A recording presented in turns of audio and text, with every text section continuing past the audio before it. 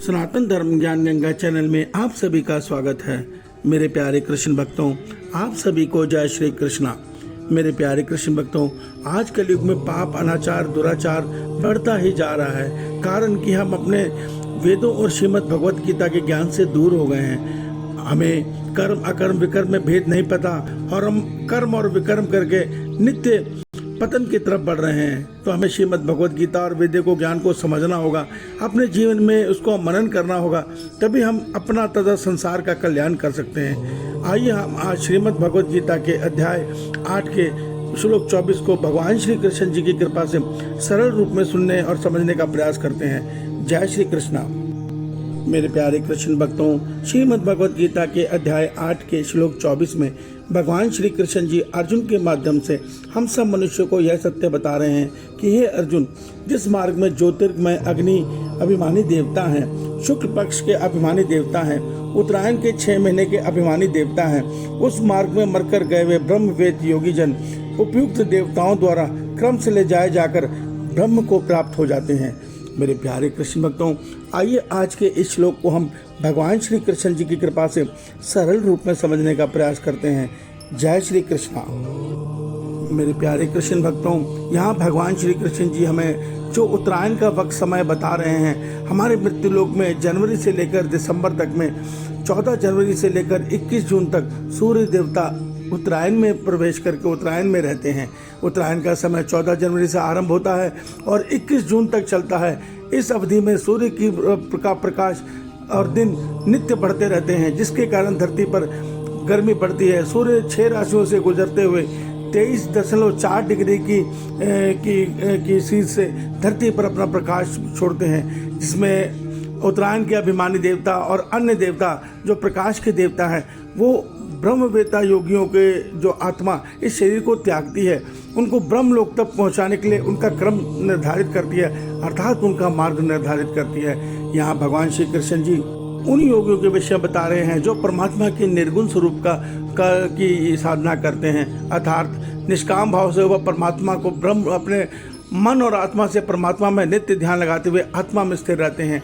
वो आत्मा को ही परमात्मा मानकर आत्मा का ही में ही मन को स्थिर रख के वही साधना करते हैं, और वो अपनी इच्छा से अपने प्राणों को उत्तरायण में त्याग कर इन देवताओं के द्वारा ब्रह्मलोक में स्थित कर दिए जाते हैं। और जब ब्रह्मा जी की मृत्यु होती है, अर्थात जब महाप्रलय आती है, तो ये आत्माएं ब्रह्मा जी के साथ परमात्मा में लीन हो जाती हैं और परम पद को पाती हैं। भगवान हमें अध्याय मत भूलिए, भगवान श्री कृष्ण जी हमें अध्याय 8 के श्लोक 22 में हमें यह सत्य बता चुके हैं कि परम पुरुष परमात्मा को पाने का केवल एक मार्ग है, वो है भक्ति मार्ग। देखिए, जिन्होंने निर्गुण ब्रह्म की साधना की, वो भी पहले ब्रह्मलोक में ब्रह्मा जी की मृत्यु के साथ प्रलय काल में, महाप्रलय काल में परमात्मा से मिलन करते हैं। मगर जो परमात्मा के सच्चे भक्त हैं, जो परमात्मा से मुक्ति भी नहीं चाहते, जो केवल परमात्मा से उनका प्रेम चाहते हैं, भक्ति का अर्थ ही प्रेम होता है, ऐसे भक्त के लिए कोई रुकाव नहीं है। वो अपने मृत्यु के बाद सीधा परमात्मा से मिलन करते हैं। तो यहाँ पे एक फर्क आ गया। जो भगवान की भक्ति करते हैं निष्काम भाव से, वो परमात्मा को सीधे प्राप्त करते हैं, और निर्गुण को भजने वाले निष्काम योगियों को ब्रह्मलोक में महाप्रलय काल तक परमात्मा से मिलन का इंतजार करना पड़ता है। मेरे प्यारे कृष्ण भक्तों, भगवान श्री कृष्ण जी हमें ये बहुत गहरा रहस्य बता रहे हैं। इस रहस्य को समझिए कि देखिए, जो निर्गुण ब्रह्म की जो साधना कर रहे हैं, वो क्या कहते हैं, अहम ब्रह्मस्मि। वो ब्रह्म को ही सब कुछ मानते हैं और ब्रह्म में स्थित होकर आनंद में लीन हो जाते हैं। वो कहते हैं इसके अतिरिक्त कुछ नहीं है। ये वही योगी हैं जो अद्वैतवाद का समर्थन करते हैं और ये कहते हैं कि एक ब्रह्म के अतिरिक्त किसी अन्य की कोई सत्ता नहीं है। अहम ब्रह्मस्मि। वो अपने मन को आत्मा में स्थिर करके ब्रह्म लीन हो जाते हैं और ब्रह्म को ही सब कुछ मानकर ब्रह्म की साधना में संतुष्ट रहते हैं। वो परब्रह्म से मिलन की कोई कामना नहीं रखते। वो ये मानते ही नहीं कि परब्रह्म भी इससे ऊपर भी कोई चीज़ है। वो ब्रह्म की सत्ता को सब कुछ मानते हैं। ऐसे निर्गुण योगियों के विषय में भगवान कह रहे हैं कि ऐसे योगी मृत्यु के उपरांत ब्रह्मलोक में महाप्रलय तक इंतजार करके फिर परम परमात्मा से मिलन करते हैं। तब उनको पता लगता है कि परम परमात्मा की भी कोई सत्ता है।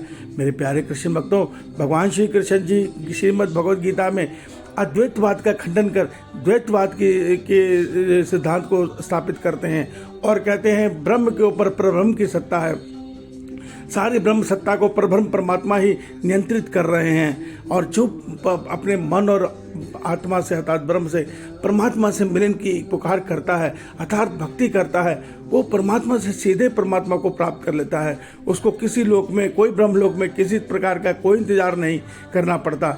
ये सत्य भगवान हमें अध्याय 8 के श्लोक 22 में बता चुके हैं।